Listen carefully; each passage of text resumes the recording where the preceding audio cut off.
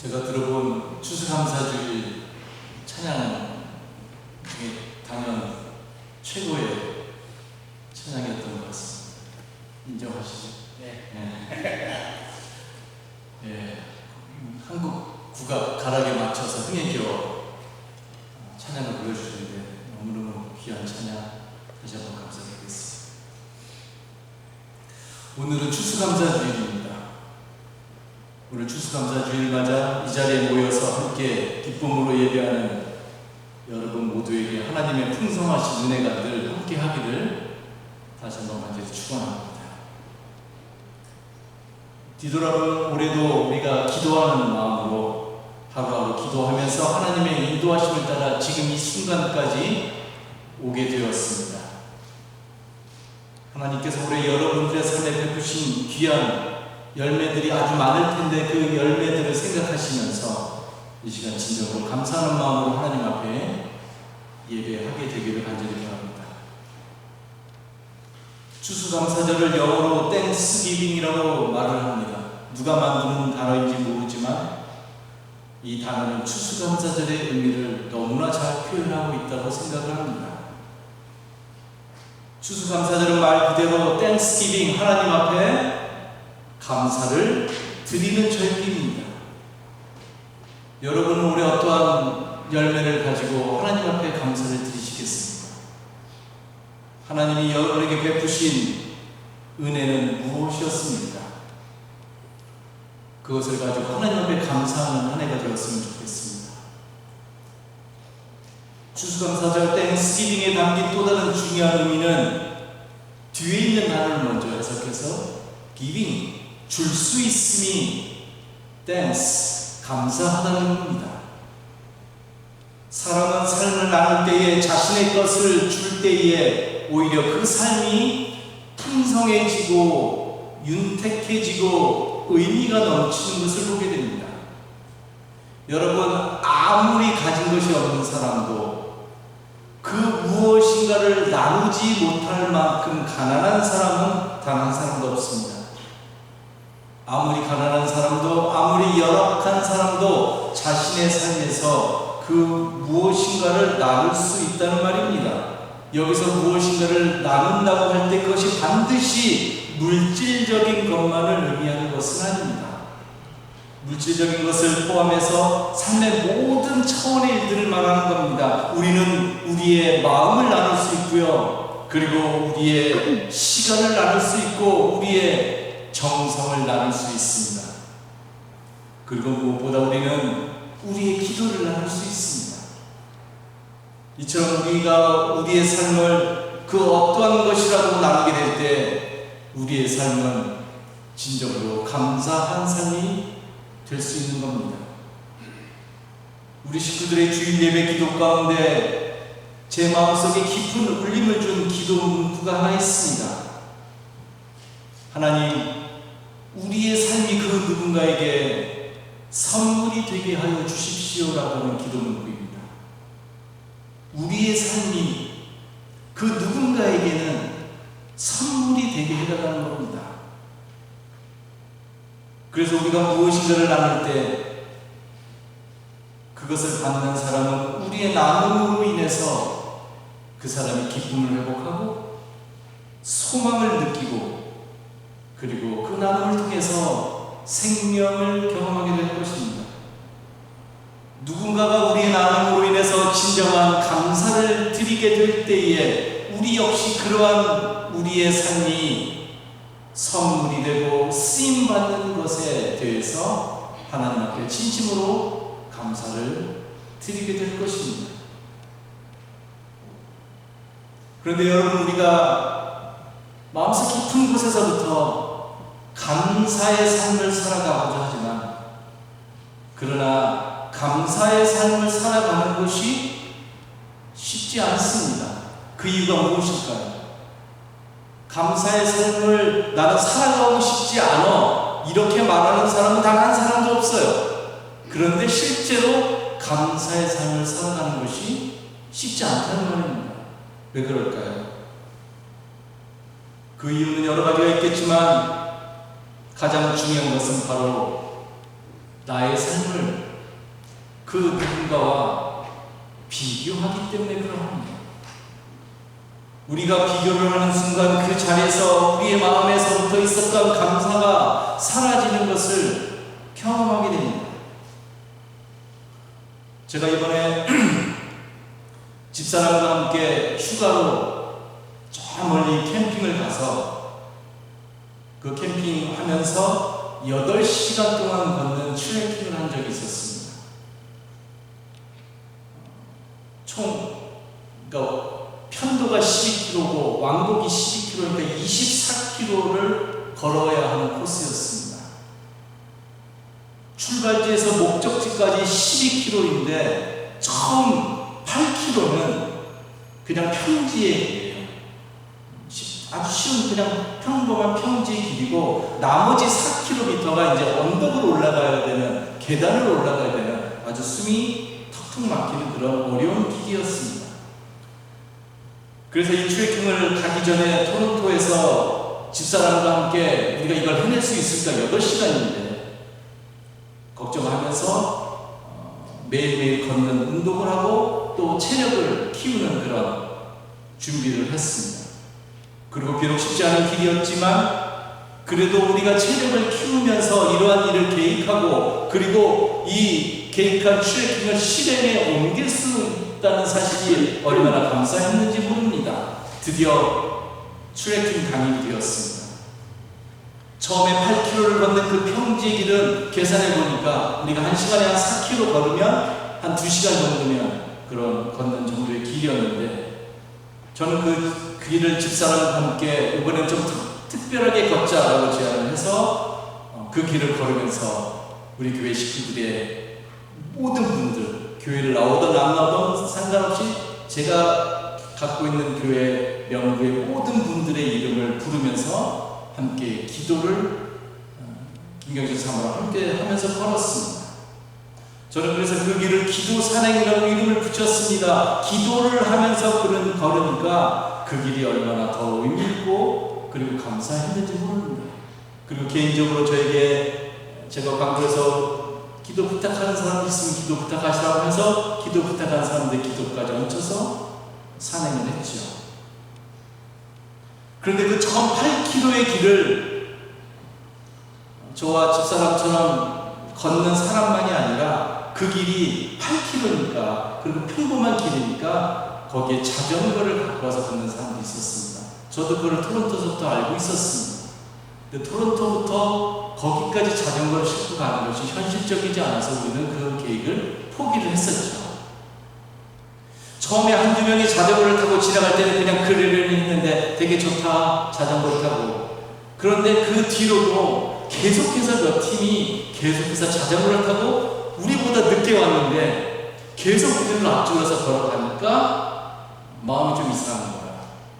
그때 제 마음속에 그 자전거를 타는 사람이 갑자기 또 부러워지기 시작하는 거예요. 그러면서 나도 자전거만 있었으면 이 길을 2시간 걷지 않고 한 20분이면 갈 수 있었을 텐데 하는 생각이 들자 이내 내 마음속에 기도하면서 채우고 있었던 그 감사의 충만한 그 마음이 그 자리에서 사그러지는 것이었습니다.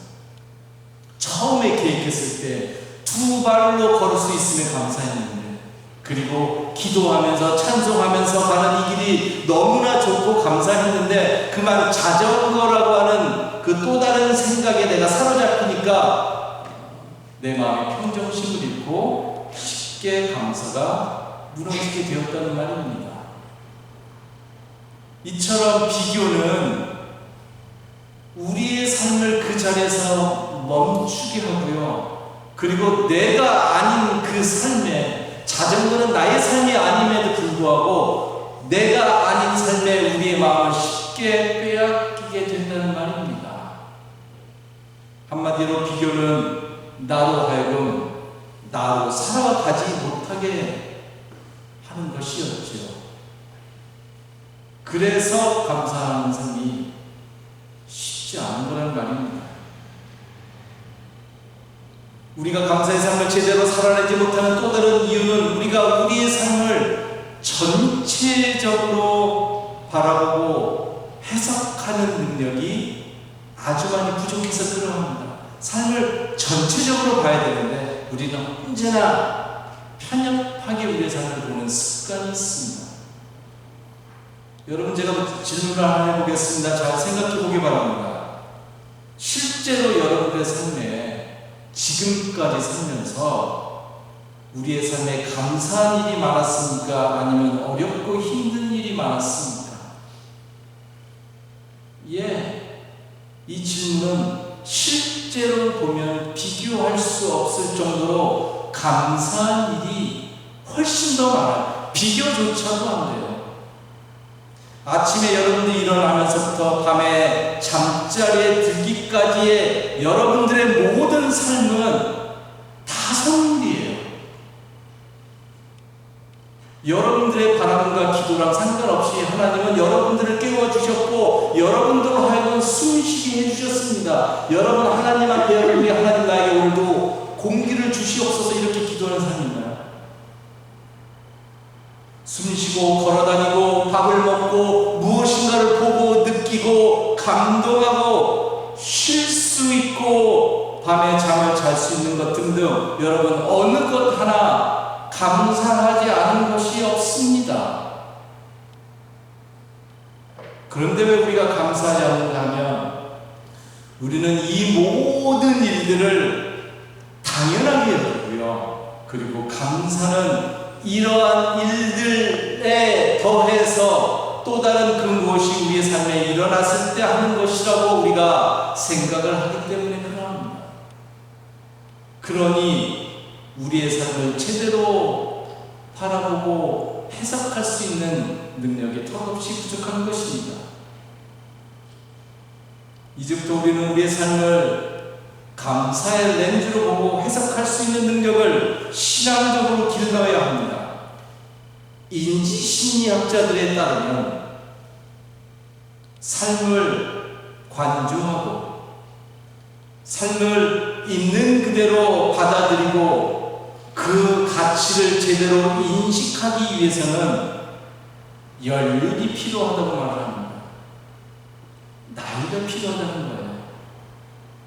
그리고 그 연륜은 사람마다 다르지만 대개는 60, 70대가 되어야 삶을 드디어 바라보고 감사하게 된다는 거예요. 그러니 20, 30대 젊은이들이 삶을 바라보고 감사하는 건 쉽지 않은 일이죠. 그러니까 나이가 든다는 것이 우리에게는 이런 면에 있어서는 크나큰 은혜의 일이 될 수 있는 겁니다. 물론 이것도 나이가 든다고 저절로 되는 것이 아니라 나이가 들어감에 따라서 훈련을 해야지만이 습득될 수 있는 자질이라는 말입니다. 그렇다고 오늘부터 우리가 무작정 나이가 들기만을 기다릴 수는 없습니다. 그래서 저는 우리의 삶을 제대로 보고 그리고 감사의 삶을 살아내는 데 가장 좋은 훈련 하나를 여러분에게 제안하려고 하는데 그것이 바로 감사의 일기를 쓰는 것입니다.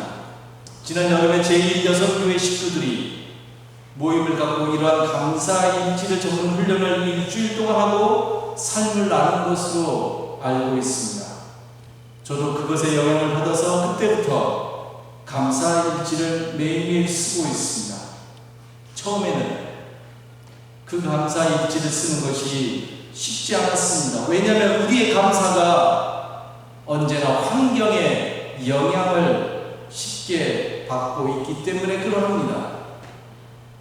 그러나 감사는 환경으로부터 오는 것이 아니라 나의 삶의 상황으로부터 오는 것이 아니라 나중에 이야기하겠지만 하나님으로부터 출발하는 일입니다. 여러분, 우리가 감사 일지를 쓰게 되면요, 삶에서 여러 가지 변화가 일어나게 됩니다. 가장 큰 변화는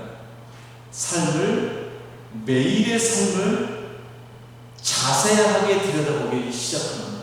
자세하게 들여다보지 않으면 실제로 감사할 일이 턱없이 부족하다는 것을 느끼기 때문에 그러합니다. 하나님의 어떤 감춰진 하나님의 신비의 역사를 신앙적으로 보고 해석하기 위해서 삶을 자세하게 들여다보게 되는 것이지요. 즉 어느 순간도 삶을 소홀히 여기고 가볍게 여기지 않게 된다는 말입니다. 그러면 우리가 깨닫는 것은 삶에는 어느 것 하나 당연한 것이 없다라는 것을 깨닫게 됩니다. 그 다음은 일상의 눈으로 보면 잘 보이지 않던 일들 가만히 그 자리에 서서 자세하게 들여다보니까 어느 것 하나 소홀히 여기지 않고 깊이 들여다보게 되니까 그 전에 그냥 일상적으로 보이던 것들이 그 전에 느끼지 못하고 생각했던 것들이 새롭게 보이고 그리고 새롭게 다가오는 것을 경험할 수 있게 되었습니다. 이런 점에서 매일매일의 삶은 언뜻 보면 아무런 변화가 없이 똑같아 보이지만 그러나 감사의 일지를 쓰는 순간 실제로는 매일매일은 새로운 날의 연속임을 알게 됩니다. 그리고 새로운 날이 나에게 주어졌다는 그 사실을 깨닫게 될 때 드디어 삶에서 깊은 기도로 그 깨달음이 연결되는 것을 경험할 수 있습니다. 그것만이 아닙니다. 감사의 일치는 우리에게 또 다른 많은 유익을 가져다 줍니다. 실제로 미국 UCSD 캘리포니아 샌디에고의 대학의 폴 밀스라고 하는 교수는 감사하는 사람이 감사하는 마음을 가지고 우리가 살아갈 때 그 사람의 그 감사의 마음이 우리의 건강에 어떠한 영향을 끼치는지를 연구하면서 이런 것을 발견하게 되었습니다. 그는 심부전증으로 고생하는 환자를 연구하던 중 그 환자들이 삶에서 비록 고생하지만 감사를 느끼면 그 사람들의 수면의 질을 높여주고 아프고 힘들지만 그 병 가운데서도 우울함과 피로를 감소시켜주고 더 나아가서 신장 기능을 유지하기 위한 효율성을 높여준다는 것을 발견하였습니다. 그리고 더 나아가서 그 환자들에게 감사의 일기를 구체적으로 쓰게 했더니 감사 일기를 쓰지 않는 환자들에 비해서 똑같은 병을 가지고 있었던 사람들이었는데 감사 일기를 쓴 환자들은 그들의 몸에서 염증성 수치가 현격하게 떨어지는 것을 발견하게 되었습니다. 그러면서 그 밀스 교수가 이렇게 결론을 냅니다. 우리가 무엇에 대해서 감사를 할 때에 감사하는 마음 그 자체가 마법 같은 일을 가능하게 합니다. 감사 자체가 우리 인간의 마음만이 아니라 우리 인간의 몸까지도 개선시키는 것입니다.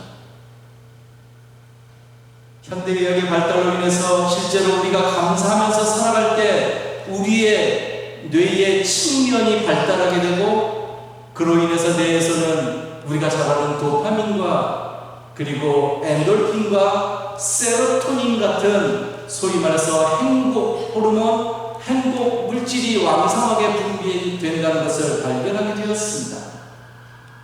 이 행복 호르몬의 영향으로 인해서 우리 몸은 심장 박동이 안정되고 근육이 이완되며 그래서 우리는 행복감을 느끼면서 생활할 수 있다는 겁니다. 그러니까 누가 행복한 사람이냐? 누가 행복하게 살기를 원하느냐? 감사하는 사람이 행복한 삶을 살 수 있다는 말입니다. 우리는 모두 이 세상에서 살아갈 때에 감사하면서 살아가기를 원합니다. 자신의 삶을 저주하고 불평하고 비난하고 그냥 대충 살아가지 뭐 이렇게 살아가고 싶어하는 사람 저는 지금까지 한 명도 만나보지 못했습니다. 부족한 인생이지만 그 삶을 의미 있게 살아내고 또 감사함으로 그 삶을 채우고 싶은 깊은 바람과 소망과 기도가 우리 모두에게 있는 것이지요. 그렇다면 우리 신앙인들이 가져야 하는 진정한 감사의 출발은 어디일까요? 우리 인간은 신앙인이든지 그렇지 않든지 간에 하나님을 믿든지 그렇지 않든지 간에 1차적으로는 우리에게 어떠한 기쁜 일이 생길 때에 감사를 드립니다. 즉 감사를 드릴 만한 이유가 있을 때 감사를 드리는 것이지요. 예를 들어서 우리가 생일을 맞이할 때 감사드리지요. 자식이 학교에서 상을 타게 되면 엄마 아빠가 너무나 기뻐하면서 감사드리죠. 원하던 직장에 들어가고 직장에서 승진하고 사업이 번성하고 그리고 건강이 회복될 때 우리는 전부 다 감사의 마음을 갖게 됩니다. 우리가 이러한 일들을 경험하면 진정으로 감사를 드리게 되고 또 그렇게 감사를 드리면서 살아가는 것이 마땅한 일이지요. 그러한 일에 대해서 감사하지 않고 그러한 것을 당연하게 여기고 혹은 그러한 일을 통해서 우쭐해 가지고 교만한 마음을 갖고 살아가는 것보다는 감사하면서 지내는 것이 훨씬 더 의미 있고 훨씬 더 바람직한 삶의 태도인 것은 말할 것도 없습니다. 그러나 성경에서 말하는 감사라고 하는 것이 그 차원에서 머물고 있지 않음을 보게 됩니다. 오늘 우리가 읽은 시편 136편 1절의 말씀이 그것을 정확하게 보여주고 있습니다. 여호와께 감사하라. 그는 선하시며 그 인자하심이 영원하니로다. 이 말씀은 감사가 진정으로 무엇인지 그리고 감사의 출발이 무엇이어야 하는지를 우리에게 분명하게 보여주고 있는 아주 중요한 말씀인 것입니다. 여러분 우리가 하나님께 감사하면서 살아가야 되는데 성경은 하나님이 우리에게 무엇을 해 주셨기 때문에 감사하라고 말하고 있지 않습니다. 즉 우리에게 어떤 감사할 만한 일이 생겼기 때문에 어떤 감사의 조건이 주어졌기 때문에 감사의 환경이 우리에게 주어졌기 때문에 그 일로 감사하라고 말씀을 주지 않습니다. 감사는 우리의 마음의 어떤 충족이나 만족으로부터 출발하는 것이 아니라는 말입니다. 대신에 우리가 감사해야 되는 이유는 하나님이 선하시기 때문에 하나님의 변함없는 사랑이 영원하기 때문에 그 하나님의 인자하심이 영원하기 때문에 하나님 앞에 감사하라는 말입니다. 그러니까 감사는 우리들의 삶의 상황이나 삶의 조건으로부터 나오는 것이 아니라 거기서 머무르는 것이 아니라 하나님이 누구인지를 아는 것으로부터 출발하는 것입니다. 즉 하나님이 진정으로 누구인지를 알게 되면 그래서 우리의 마음속에 하나님에 대한 신앙이 깊어지게 되면 우리는 자연스럽게 우리의 삶을 통해서 하나님 앞에 감사하는 삶을 살게 된다는 말입니다. 그러므로 우리가 신앙생활을 통해서 제일 중심적으로 그리고 집중적으로 해야 하는 일은 하나님을 제대로 알고 그리고 하나님을 온전하게 경험해 가는 것입니다. 우리가 전심을 다해서 하나님을 알아가면 할수록 우리에게 하나님에 대한 믿음이 더 새롭게 생기게 됩니다. 어떤 믿음인가 하면 이제부터 우리가 회복해야 될 믿음이 어떤 믿음인가 하면 선하시고 인자하신 하나님께서 우리를 끝까지 인도하실 것이라고 하는 그 믿음을 가셔야 된다는 말입니다. 여러분의 전 삶을 통해서 가져야 되는 믿음의 내용이 무엇인가 하면 하나님께서 우리를 영원히 끝까지 인도하실 것이라고 하는 믿음. 어떠한 상황 가운데서도 하나님의 선하심과 인자하심이 우리와 함께 한다는 절대적인 믿음, 이걸 우리가 갖는 겁니다. 나의 삶의 모든 순간, 어떤 한순간만이 아니라 나의 삶의 모든 순간에 우리의 삶에서 선함을 일으키기 위해서 하나님께서 지금 이 순간도 나의 삶에서 일하시고 계시다고 하는 그 믿음을 여러분들이 가지셔야 된다는 말입니다.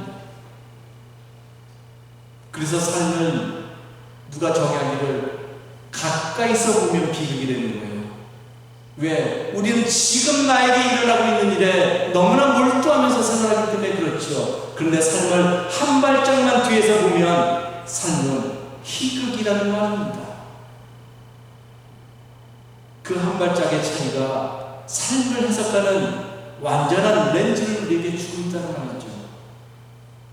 우리가 힘든 일을 경험한다고 해도 하나님의 사랑은 우리를 절대로 포기하지 않는다는 그 믿음, 여기에 여러분들의 소망이 있기를 바랍니다. 여러분들의 감사가 여기서부터 출발하기를 원합니다. 바로 그렇게 하나님을 믿는 믿음에 근거해서 우리의 감사가 시작되는 것이고, 우리의 감사가 그래서 점점 하나님을 알아갈수록 깊어지는 것이지요. 그러니까 하나님을 알고 하나님을 경험하는 것에 비례해서 우리의 감사의 내용이 달라질 수밖에 없다는 것이지요. 그래서 성경에 보면 하나님을 경험하는 그 사람들은 놀랍게도 그들의 삶이 인간적인 기준으로 보면 말할 수 없이 열악하고 비참한 가운데 있었음에도 불구하고 그들은 한결같이 깊은 감사를 하나님 앞에 드렸음을 우리가 볼 수 있습니다. 그들이 드렸던 그 감사, 그 감사의 내용이 오늘을 살아가는 우리들의 신앙의 내용이 되기를 간절히 소원합니다. 오늘 우리가 감사절을 맞아 하나님을 향한 우리의 신앙의 깊이가 날마다 더해지기를 기도합니다.